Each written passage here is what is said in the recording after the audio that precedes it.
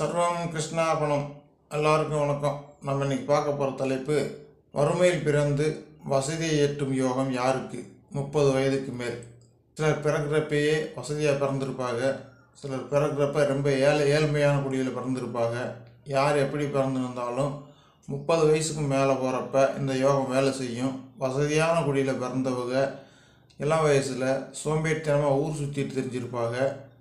அதே ஏழ்மையான நிலையில் பிறந்தவங்க படாத கஷ்டப்பட்டு படாத துயரப்பட்டு ரொம்ப சொல்லனா துயரத்தை அனுபவிச்சிருப்பாங்க. யார் எப்படி பிறந்திருந்தாலும் 30 வயசுக்கு மேலே இந்த யோக அமைப்பு உள்ளவங்களுக்கு நிச்சயமாக இந்த யோகம் மிகச்சிறப்பான பலன்களை கொடுக்கும். அதுக்கு ஒரு ஜோதிட பாடலை கூட ஓமையை சொல்லலாம்.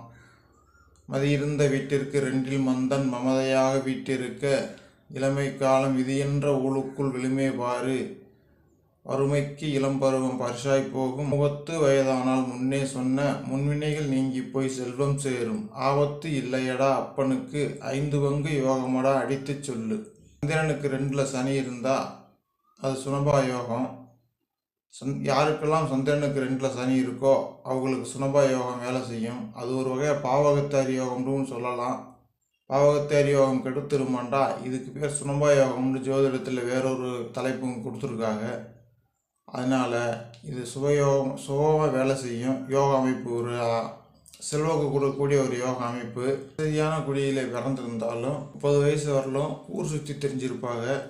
சோம்பேறித்தனமாக கூட பொழுதாக கழிச்சிருக்கலாம். அப்பன் சொத்தை பெருசாக கணக்கில் எடுக்காதவங்கள இருந்திருப்பாங்க. ஆனால் 30 வயசுக்கு மேலே போகிறப்ப அவங்களுடைய சம்பாத்திய திறமை வேறு லெவலில் இருக்கும். அப்பனை விட 4 மடங்கு 5 மடங்கு சம்பாரிச்சிருவாங்க. இந்த ஏழ்மையான குடியில் பிறந்தவங்க சின்ன வயசுலேருந்து படாத கஷ்டப்பட்டு பட்டாலும் அதனால் எந்த ஒரு பிரயோஜனமே இல்லாமல் இருந்திருக்கும். ஆனால் 30 வயசுக்கு மேலே போகிறப்ப நிச்சயமாக நல்ல ஒரு நிலைமைக்கு வந்துடுவாங்க.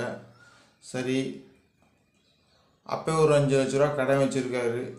அப்போ 5 பங்கு யோகம்டா கடை வந்துடுமா? 5 மடங்கு யோகத்தில் கடை வருமாண்டா? அப்படிலாம் கிடையாது.